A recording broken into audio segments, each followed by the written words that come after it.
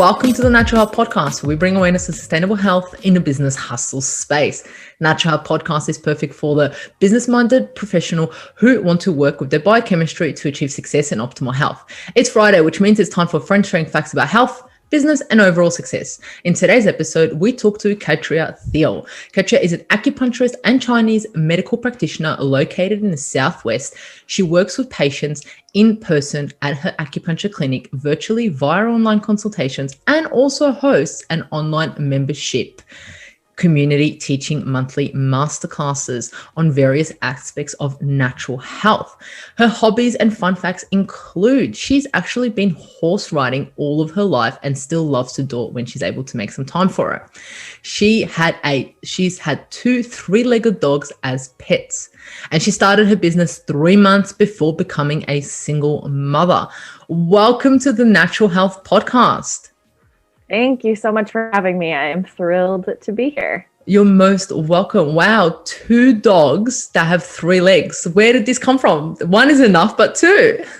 Yeah, so the first one came to me with 4 legs, and several years after I got her, she ended up getting cancer and had a tumor that it was basically like on where her knee would be, where like a human's knee would be. So they couldn't remove the tumor without taking the leg. There wouldn't have been enough skin to close it up. So she became a 3-legged dog. And then I did eventually lose her. And then just a few days later, I, out of the blue, came across a dog in a shelter that was very similar to her, 3-legged, the same leg was missing. And it was, it was fate. I had to have another 3-legged dog. Wow. That's crazy. When things like that happen. It's like, oh my gosh, like, whoa, what's happened? Like, what's the universe sending to me? Exactly. Yep. Yeah, I like to say that my previous dog sent me the second one because it was just too much synchronicity to not be, divine in it. That's so beautiful. And you've got that one at the moment? I do, yes. Oh, how beautiful. We've got a beautiful home, didn't he? Is it a he? It's a girl. Her name is Daisy. Oh, Daisy got a beautiful home. That's beautiful. That's absolutely amazing. So look, there's a number of things that you've done in your life and so forth that led you to where you are now, being an acupuncturist and so forth. But pun the pun, but what have been the key points in the journey to get you to where you are today? Sure. So I found what I wanted to do, I think, comparatively speaking, earlier than some. I went through my younger years, high school, and even my first year of college, not having any idea what I really wanted to do. I thought maybe younger in my life, I thought maybe I would be a chiropractor. I toyed around with some ideas, but then it kind of hit me like a freight train in the middle of my freshman year of college. I was just Googling one day. I don't even remember what I was Googling, and came across an acupuncture school in basically just a few minutes from my hometown.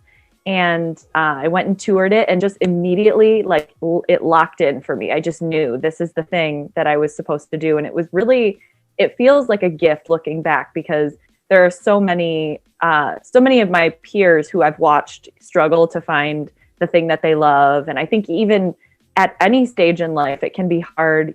Some people go their whole life without finding something, that they're truly passionate about. So I'm really blessed to have found that as early as I did. And so from there, my path took me through, the master's program that my acupuncture school had. And through that time, I was healing some personal health issues. And then as I was finishing school, became pregnant and graduated just a few months, and opened my business just a few months before having my daughter. So it all sort of was happening at once, and it was really intense, but really, I can't imagine it being any other way. Yeah, wow, there's a lot that's happened. And it's interesting because you said that you came across it and you're like, oh, wow, okay. It's interesting how these things get put into our life and we're like, oh, where did this come from? and then the passion rises with it. Yeah, and then the passion came with it. And then you've had the push. A lot of people go, I'm about to have a kid. I don't think I should open a business. And you're like, nah, let's open it. Gotta do it. Yeah, Yeah. I didn't see any other path for myself other than, continuing forward with what my plan had been. Yeah. So what are you focusing mainly at the moment in your clinic? So I treat a lot of women's health, and I also specialize in pediatric care and mental health. So I like to think of myself as something of a family practitioner. Usually one member of a family will come into me, and then eventually, before I know it, I'm seeing mom, dad, kids, grandparents, the whole family. So it's really cool to be able to offer, offer the whole span of the human experience, something powerful and deeply healing. Yeah, that's so beautiful. That's absolutely beautiful. So look, on Natural Podcast, we talk about success and health. And I want to find out what success means for you today and what optimal health looks like for you. Sure. So to me, the most important thing, and the thing that would make me consider myself a success in terms of my health and what I would feel would be defined as optimal health, would be being able to be in conversation with my body day in and day out, and just being able to make adjustments for what my body needs in real time based on the feedback that I'm getting from it in terms of, symptoms, and just being able to be in flow with my own body and my own experience. I think that is truly powerful, and there's not one right answer. There's not, I'll have hit optimal health when I hit this number on the scale, or eat this certain way, or do this certain thing. It's just, how can I listen to my body? How can I give what it needs? How can I honor it? And how can I do that for years and years and years? Yeah. I think that would be optimal health to me. Yeah, that's beautiful. And I like that you put in there listening to your body and working with it. I think that's absolutely key.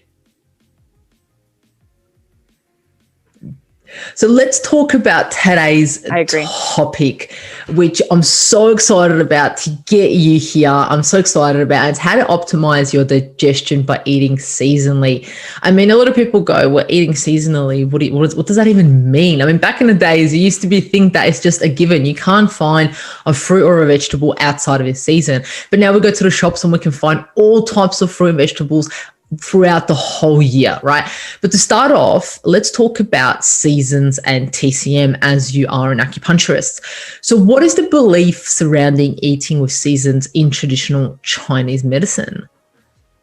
So it's really this idea that what is put in our environment is what our body kind of knows how to interact with in a certain time. Like what is seasonally available is what our body is equipped to process in that time. And we can really never, as you mentioned, as we are unfortunately moving further and further away from the natural rhythm of seasonal eating because of the innovation that has, I think, helped in a lot of ways and maybe not helped in some other ways. Just, being able to have way more food options accessible at all times.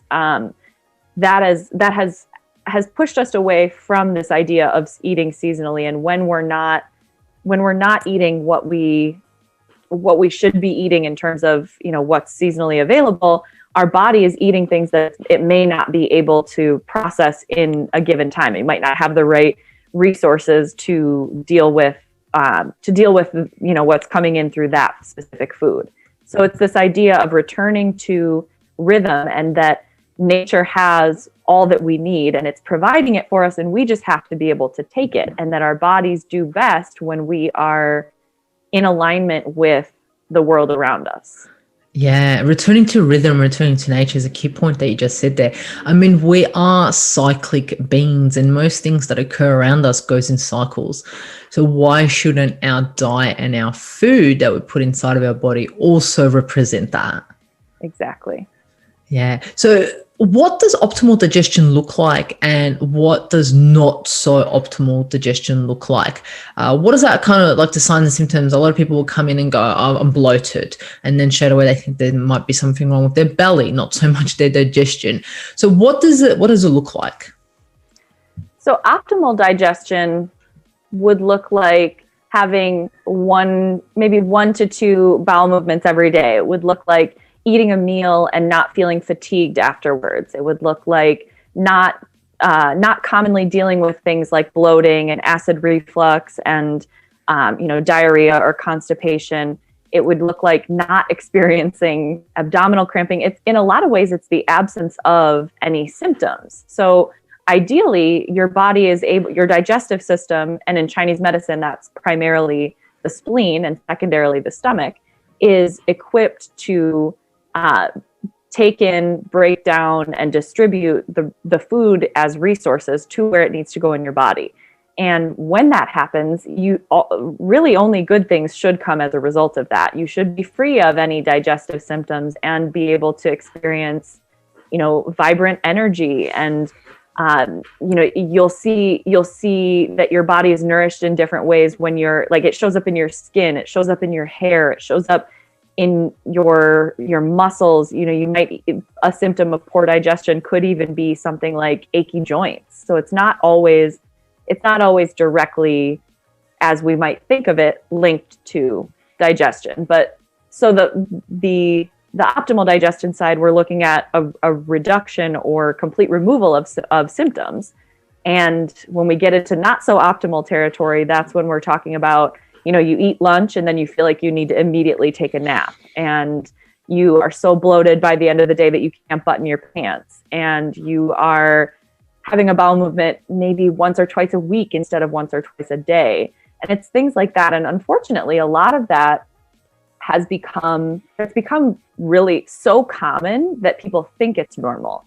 And it may be, and I hear this all the time in my practice, people will come in to see me and they'll tell me, oh, that's just the way it's always been for me. But that doesn't mean that that's the way, that's not optimal, right? Like that might be as close as you've ever gotten to optimal, but that doesn't mean that's actually what's optimal. That just means that's what's been common to your experience, but it's truly not normal and not optimal. Yeah. And I like that you said that. Just because that's been happening for a while doesn't mean that it is at an optimal level. And it shows that you have had that imbalance for so long then, which means we need to work even harder to get that balance happening. And at the start, you were talking about, when you eat, having the energy, not feeling tired, not feeling bloated, and all those things, and, having a bowel movement. People are like, what? Is that what is supposed to happen? Like, that's mind-blowing to some people. I'm supposed to go to the toilet once to twice a day, not a week. Like, to some people, that how does that got to do with digestion? I thought that's totally different part of me, So it's interesting that you put that in there with optimal digestion. And it's key. We need to have those bowel movements because like we eat every day, or I hope people do, you want to eliminate every day. Right. Yeah. What comes in must go out.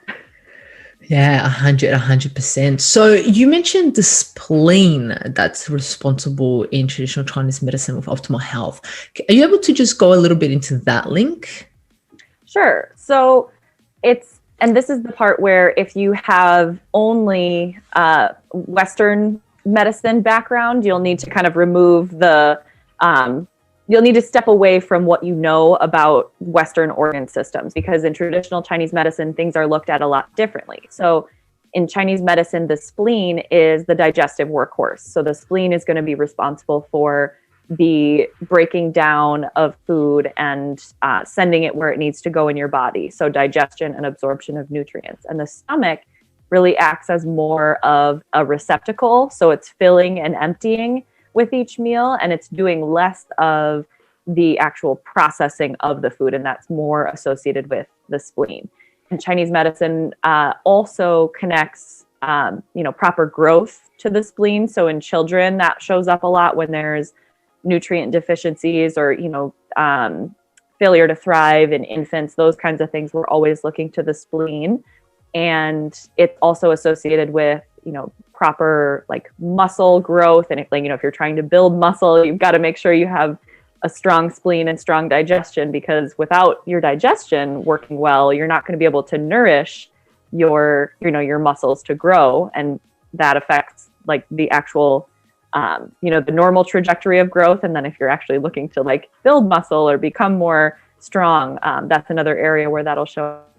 It also is involved in, for women, it plays a hand in fertility and hormone balance and all of those kinds of things. And digestion is really commonly at the root of a lot of hormonal and fertility related issues. So that's a really important connection to make too, that we see these symptoms showing up in other areas, and that's just really the downstream effect of a long-term issue in another area, in this case, the digestion. Yeah, and you said these symptoms show up, so then that's not the cause of what's coming up. These are just the symptoms that come up in our body, or the body goes and yells out and goes, hey, look at this part, and figure out what's happening. Right. And then you draw the line, you draw the mind map, and it all goes back to the spleen in your instance, digestion. Mm-hmm. It's such an interesting aspect in that stuff, because a lot of people go, well, I never thought I had digestion issues. I just thought I didn't go to the toilet, or I just thought something else was the matter. Right. So now let's talk about eating with seasons. And this is what I'm excited about, because as I grew up in Eastern Europe, which were lots of farms around, and there was no huge, big shops. And, you only get the vegetables and the fruit that were in season. And then when we moved to Australia, it was like, oh my gosh, wow, I can have a mandarin throughout the whole year. This is crazy. I can have watermelon in winter. Like, this is absurd, So what happens to our digestion if we don't eat with season? Or let's even first go into what does it mean to eat with the season? Can you explain that to us a little bit?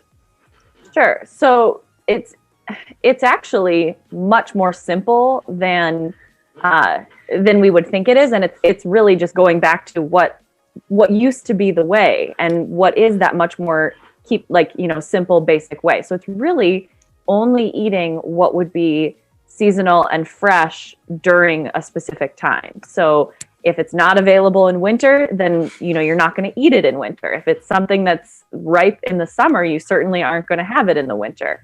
And there's Chinese medicine believes that there's a reason for that. There's wisdom behind that, because everything that your body needs in winter is completely different from what it's going to need in the summer, because of the effects of the environment being completely different. The temperature is different. The moisture in the air is different. The amount of sleep you're going to get is different. Everything's different. And so it's just, to me, what it is it's letting nature guide the way that you nourish yourself, so that, because we're never going to be smarter than nature, right? Like nature always wins. So I like to think of it as simply just letting nature guide the way that I nourish my body. Yeah, and such a simple way and a beautiful way to put it, because it gives us what we need at a certain time in the seasons. And that's what we're just talking about today. So what happens to our digestion if, for example, we eat foods that are out of season? Does it impact it? It does. So it's summer here where I am. Let's take that as an example. So in the summer, the external environment is very hot, right? Like the world around us is hot. It happens to be 85 and humid where I am. So this is a perfect example. So your need for minerals and, electrolytes and just even water go up much higher. So a lot of the foods that are in season during the summer time are going to be things that are high in those things, like watermelon and cucumber and even citrus fruits. So if you are eating some of the, let's say you're eating watermelon and citrus fruits and cucumbers in the middle of winter, when your body is already cold, you're going to be tipping the scales internally in the direction of a cold environment. And you never actually want your internal environment to get cold. You don't want it to get too hot, but you don't want it to get cold either. So what can happen then is when the digestion, specifically when the digestive organs, the spleen and the stomach, get cold, they get sluggish, and it's hard for them to do their job well, and they have to use a lot of energy to warm things back up. as opposed to using that energy for digestion. So then you have the byproduct of sluggish, deficient, or incomplete digestion, and that's everything from diarrhea to acid reflux to even trouble sleeping. It can be all kinds of different things. One of the things that happens if your food isn't able to be fully processed is that then it just starts to sit and get stuck in what Chinese medicine would call food stagnation. And that food actually starts to rot before it ever makes it through your body. And you can imagine that that's not a very pleasant experience for your body at all. So that's kind of what happens. What you're doing by eating with the seasons is you're trying to keep the scales at a neutral balance. So if it's hot out, you want to bring in more cooling foods. If it's cold out, you want to eat more warming. So you're keeping that balance. And if you're not paying attention to that, to that temperature balance, then the scales might get tipped in one direction or another. And if it's in the direction of heat, then you're going to be looking at things that are inflammatory. So you could be looking at that could show up as a skin irritation, that could show up as acid reflux, that could show up as really foul smelling diarrhea. And on the other end of things, if things are too cold, that's going to look like really sluggish digestion and really low energy and just a complete decline of all of that function. Yeah, wow. There's a whole thing behind it. It's not just it's kind of like just it's there to eat it. If we actually look into, like you're talking about the cucumber, it cools us down and it's filled with water, right? Like you said, we need that water in summer. But in winter, do we really need that much, and it impacts us by making us cool. Like what you just said just makes us think and be like, wow, like there's so much more to the food and we eat digestion than just calories or just eating it. There's a whole science, a beautiful natural science behind it that actually our body needs. It's so interesting. Yes. Yeah. And Chinese medicine recognizes the thermic nature of food. So meaning not just like I put my food in the microwave so it's hot, I take it out of the freezer so it's cold. Sometimes that actual temperature does play a role. It often does. But there's also the thermic nature of food. So you could, trying to think of a good example, you could heat up a food that is a cooling food and it would still have a cooling effect in your body, even though the temperature of that food is hot. So there's levels to it. And I really just want to stress that it's a very, very simple concept in you just simply eat what is seasonal, but the effects of doing that or not doing that is where it gets kind of complicated and complex and convoluted within the body because everything affects everything else. And then there's all kinds of chain reactions happening. And then you see multi-organ system dysfunction. But it doesn't have to be so complicated. It really can just be so simple. Eat what's available, eat what's seasonal, eat what's fresh, and also let your body tell you what it needs. And I think we're going to talk about that a little bit more too. Yeah. And it's interesting that you said different foods have different aspects, like they are heating or they're cooling. Like, for example, ginger is very heat and it provides heat in your body. So that's interesting. So I guess that will be really good in winter compared to something in summer, but also then depends on the digestion of the individual and so many things. And there are so many other herbs and foods that have different effects in our body, not just, like you said, not just when you touch them, but actually when you ingest them and what effect they have throughout our whole body. So that's really interesting. But the one thing that I was interested in and I wanted to know your thoughts on is the microbiome, right? Do you believe that the microbiome diversity changes in summer, spring, autumn, winter? And what role does it have in seasonal digestive distress? I am a huge, huge proponent of always letting nature guide me. And I think that now there are studies coming out all the time to reinforce that in terms of, eating this food at this time affects your gut in this way and has this prebiotic quality and has these strains of probiotics in it. And, the clinical results are coming now, but we've known this for thousands of years just through letting nature guide us. So yeah, I do think that plays a role. There are microorganisms that are going to be living on your food in summer that are going to be different than the ones that are living on your food in winter, and that's going to be exactly what you need. This is how I let it be simple, is I choose to trust nature above all else. And so I know and I trust that eating what's in alignment with the seasons is going to provide my body with exactly what it needs. And, the more we try to outsmart nature and get super regimented and scientific about it, it seems like nature always finds a way around anyway. So we might as well just get on nature's train and get along with it that way, rather than trying to engineer it of our own volition. That never seems to work quite as well. So yeah, I do think that's a factor. And I think that that's a very important factor, because it's just another way that nature gives us what we need. Yeah, and it's so interesting that you said that different foods and different seasons have different, bugs on them, bacteria in them that we ingest clearly. So, like the last study I read, it takes 24 hours to change your gut microbacteria balance. So that's good, but that's bad too. It's kind of like we have so much, power to change it with the food that we decide that goes into our body. But at the same time, if we decide that one day that we just go, it changes it. It has an effect on us.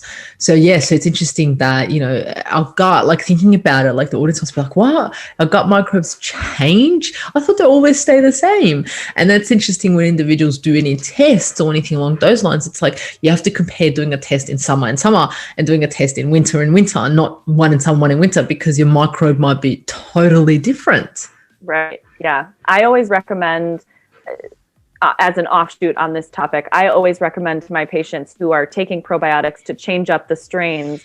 Don't take the same exact brand, the same exact dosage of probiotic every day for the rest of your life, because that's not how the human body works. It's dynamic and it's always changing. So I have like a handful of different probiotic brands or, products that I love, and I'll have my patients rotate through those so that they're getting different strains. And it's a little bit more of, letting the body take what it needs, populate what it needs, and let the rest go, rather than, you're just giving it these 3, these 5, these 10 strains, and that's it.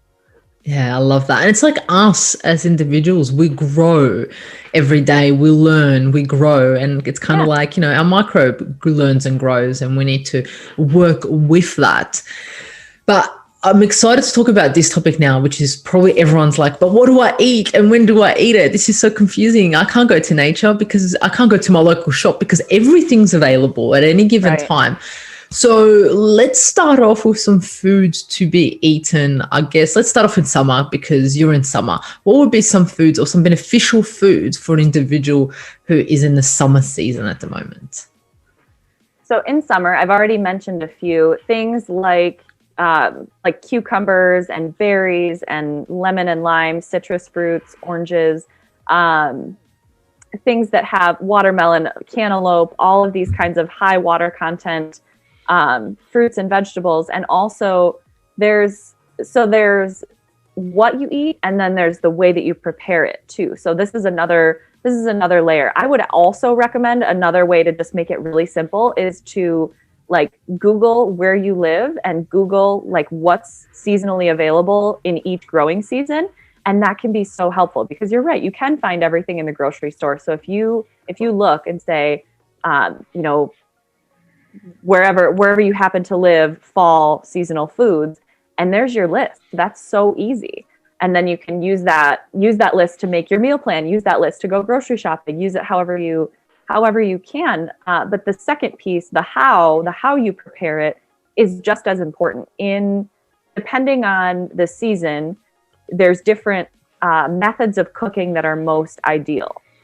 And that would be based on, again, this idea that the digestive system needs to stay warm. You think of it I always think of it like your digestion your digestive system is like this stew pot over an open flame. You want that like bubbling, boiling stew, right? That digestive fire needs to be strong. It needs to be fueled. So imagine what's going to happen if you dump like a green smoothie or an ice cold cup of water down that. That's going to start to extinguish some of that fire. And if you're doing that over time, that fire translates to digestive enzymes and hydrochloric acid and, you know, your gut bacteria. All of those things are being squelched and diminished by that. So the way that you prepare food and the way that you eat it is just as important. So for example, in summer is the time when you can have the most raw food because it's the warmest outside. So there's less concern about the digestive system getting cold.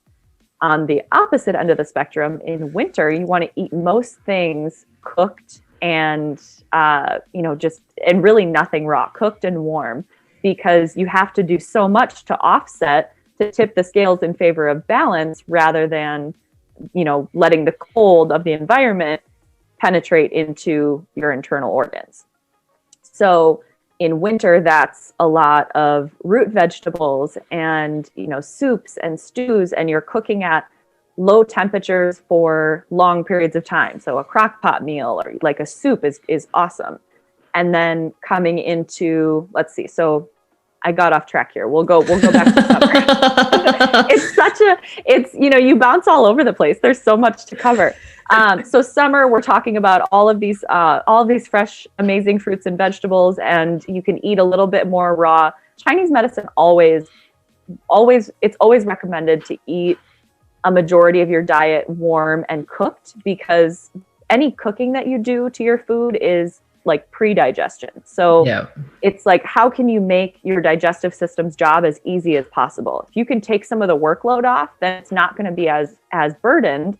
And then you're not going to end up having sluggish digestion and stagnation and these downstream effects that we've already talked about, the symptoms that you might experience. So that's what summer looks like. And then you just kind of follow the rhythm. So in fall, you start to tone down the cooling foods and tone up the warming foods. And you have your summer and winter, which are your opposites. And then you've got sort of the transitional seasons in between them. You've got fall and spring. So you're toning down, moving into fall, you're toning down the cooling and bringing up the warming. So you're starting to introduce some of the root vegetables that might be available in early fall, like some squashes, like in late summer into winter, you start to get squash, or into fall, you start to get squashes and pumpkins and things like that. So you start to bring those in, and apples and, you know, all of those kinds of things. And you're starting to cook your food a little bit more and eat a little bit less raw. And then in winter, we've talked about that, mostly cooked, mostly warm. And then you move back to spring, where you're toning down the warming foods because the temperature is rising outside, and you are bringing in little bits of the cooling foods. And here what you're doing too is spring is the season when the liver and gallbladder are most activated. So it's a great time to really promote the liver's in charge of so much detoxification in the body. So you can nourish that and promote that with like fresh spring greens. So, like broccoli sprouts and, any of the like baby arugula and some of these greens that start coming up in early spring. That's a really great way to get your body on board with, we're kicking it into gear. We're coming out of hibernation mode. We're starting to wake up and release all that we held on to through the winter.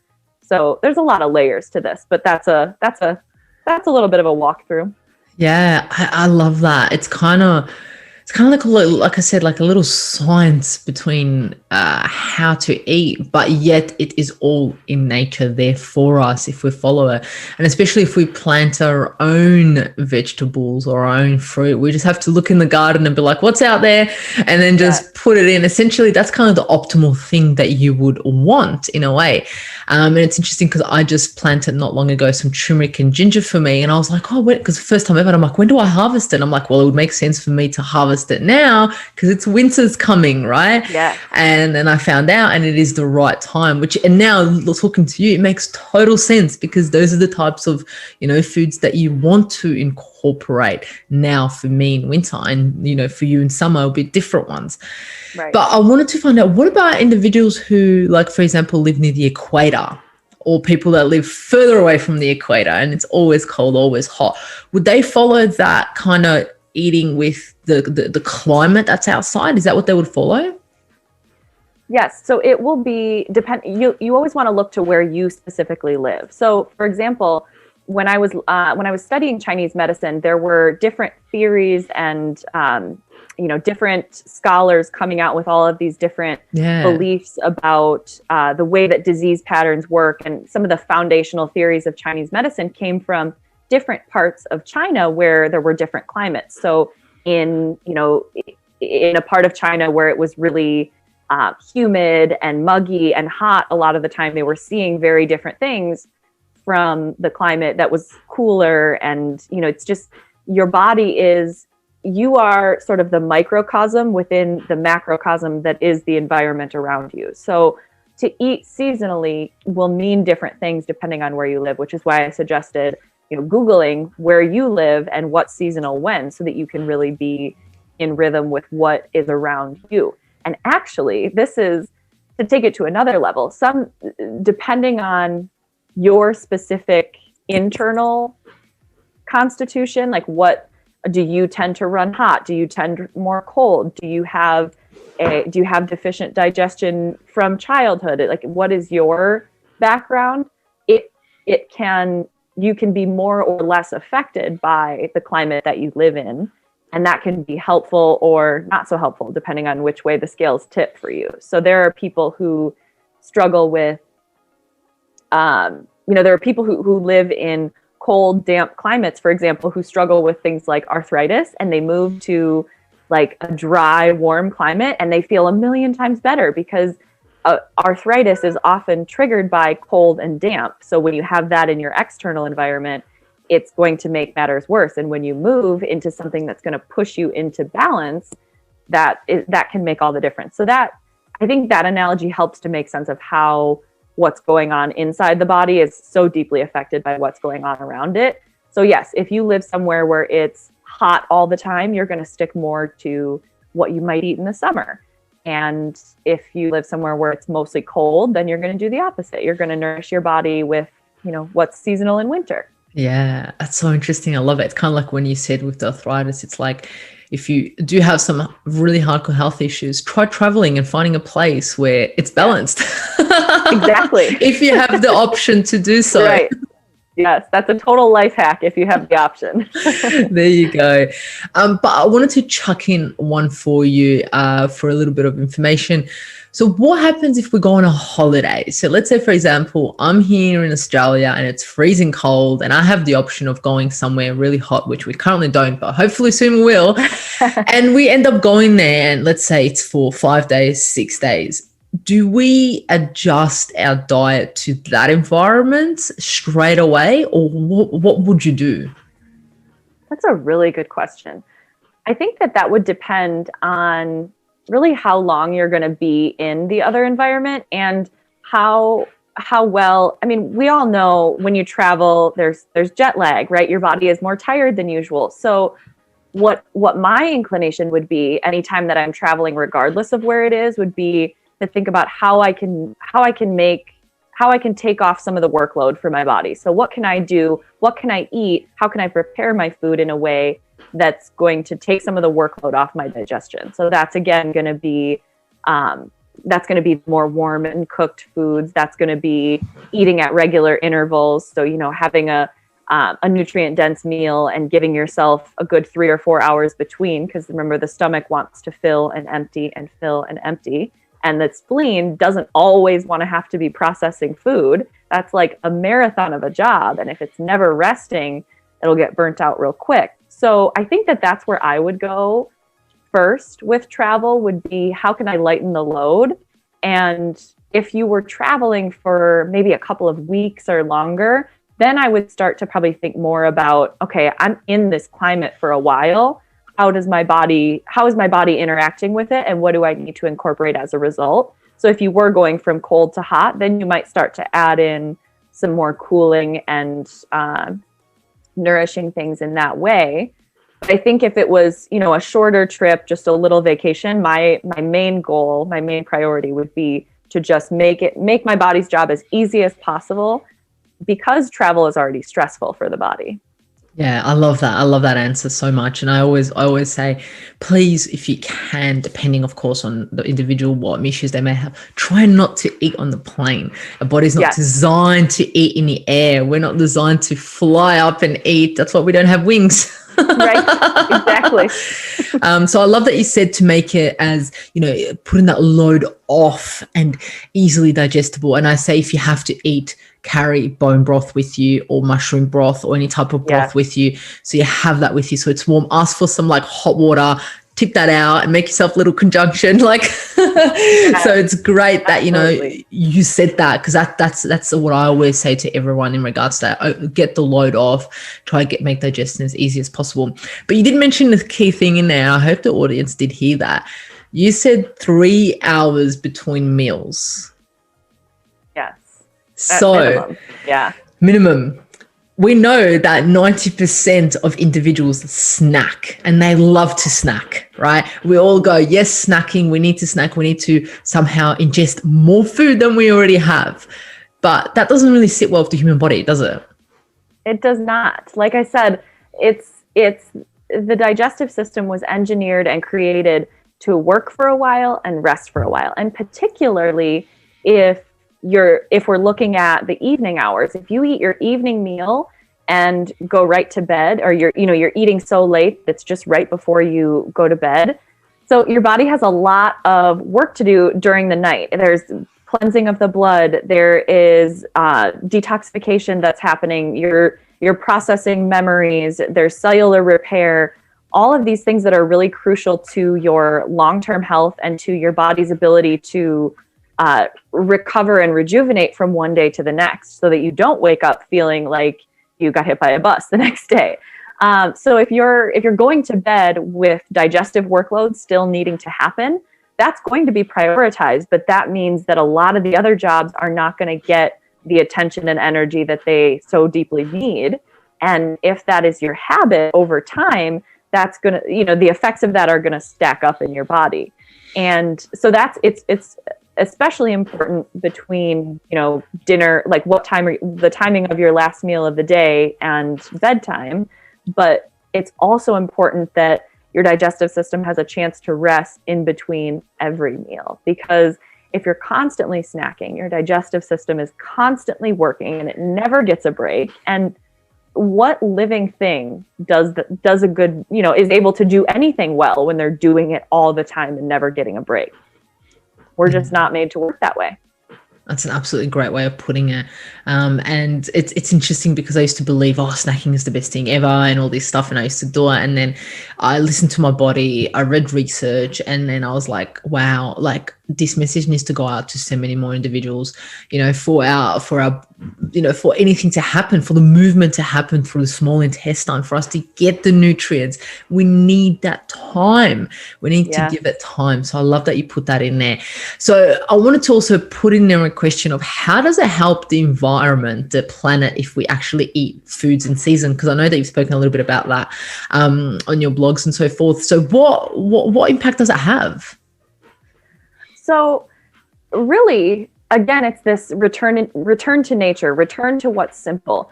It requires a lot of resources for foods to be cultivated outside of season. There is, you have to have an artificial climate, you have to have artificial moisture, you have to have oftentimes pesticides, and then not only do you have to have extra workload and extra taxation on the environment to create the food, you also then have to take it places, right? So you're shipping it all over the world, and that, the footprint on that is it's problematic.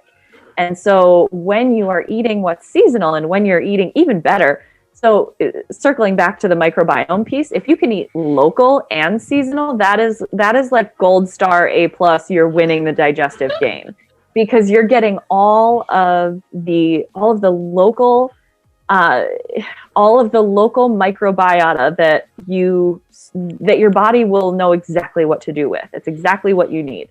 So anyway, that's a little tangent, but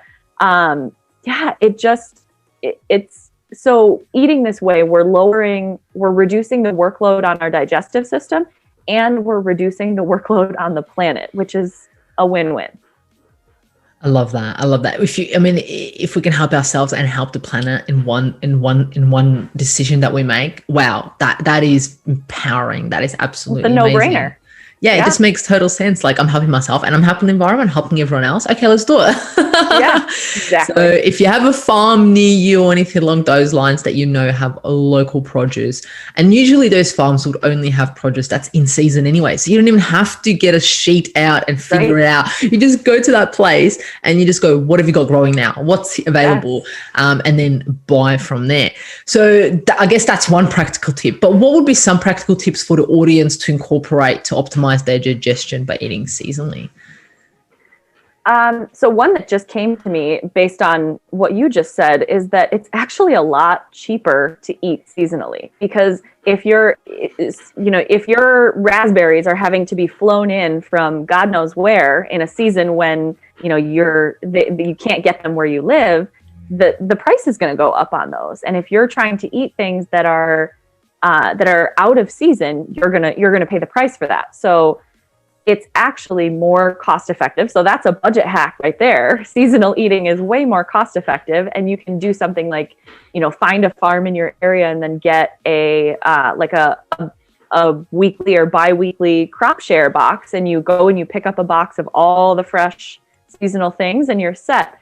In addition to that, some of the baseline tips that I give to all of my patients who are looking to improve their digestive health, and we've already covered a lot of them, would be thinking about not only what you eat, but when you eat and how you eat, how your food is prepared. There's a lot more to it. So are you allowing for 3 to 4 hours in between your meals? And are you eating meals that are whole food based and contain all the things that are going to keep you full? Is there protein? Is there fiber? Is there healthy fat? Are all of these components being introduced into each of your meals? So that's really important in and of itself. And then also the biggest one that changes a lot of people's lives actually is eating more warm and cooked. There are so many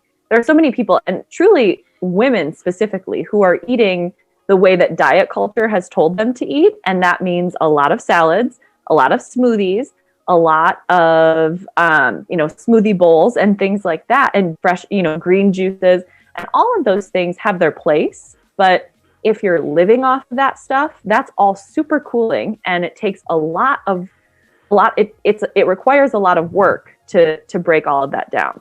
So I have seen, I don't know how many women's lives turned around, and their digestive symptoms and their energy, just completely changed for the better, simply by eating more warm cooked meals and less raw and less cold. Even just something as simple as not putting ice in your water throughout the day can make all the difference in the world.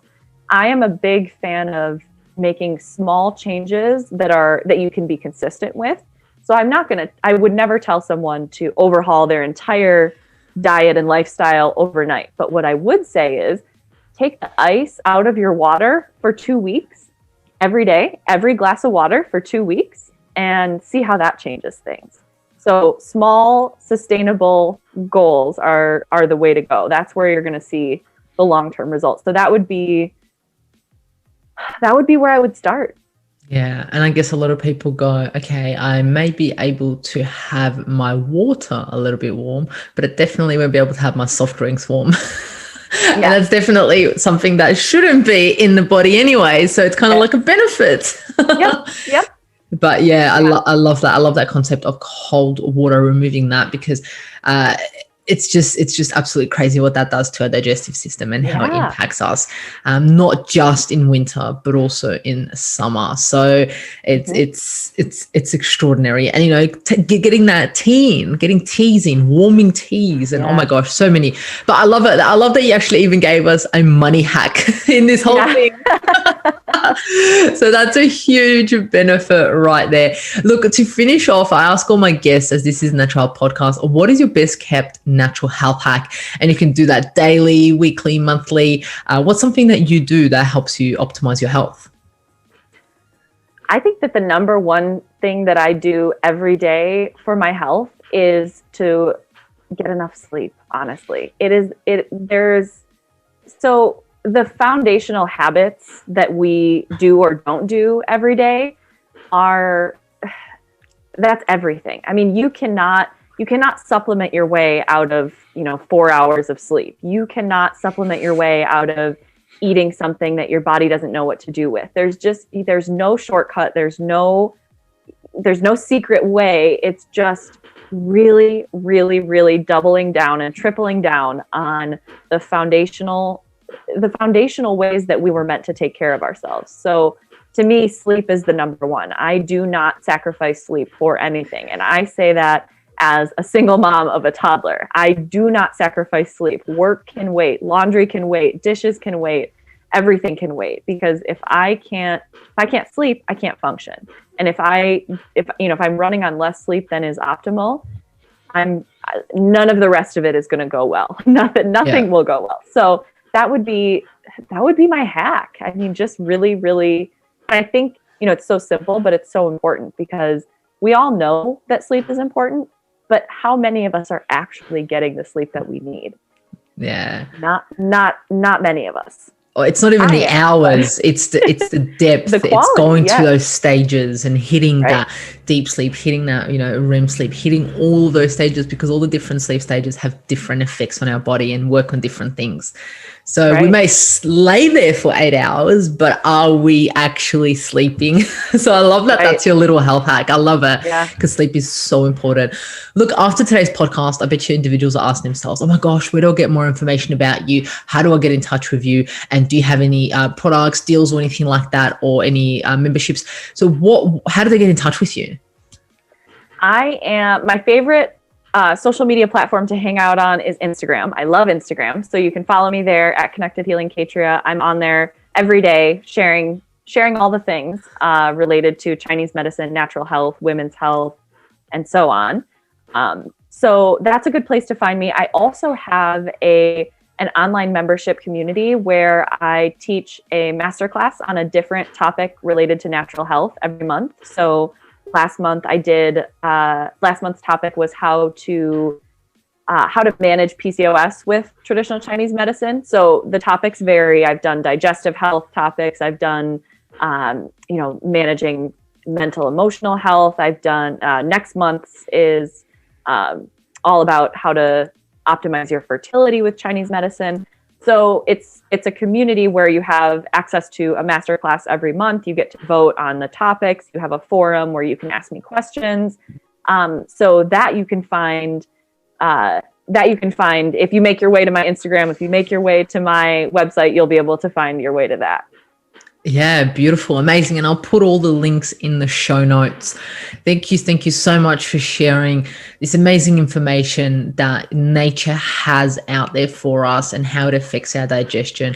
I mean, I'm more educated on digestion and seasonal eating now, and I'm pretty sure the audience is also. And I'm definitely going to go to my farm and eat only what they've got available for me at a time. Try and do that. And I hope the audience does that little trick, what you said about, not having that cold water, just a little thing as possible, and see what impact that has. But thank you so much for joining us on Natural Health Podcast. I really appreciate your time and your knowledge. Thank you so much for having me. This was so much fun. You're most welcome. Thank you for joining us on Natural Health Podcast. And remember, the missing link between failure and success is your health.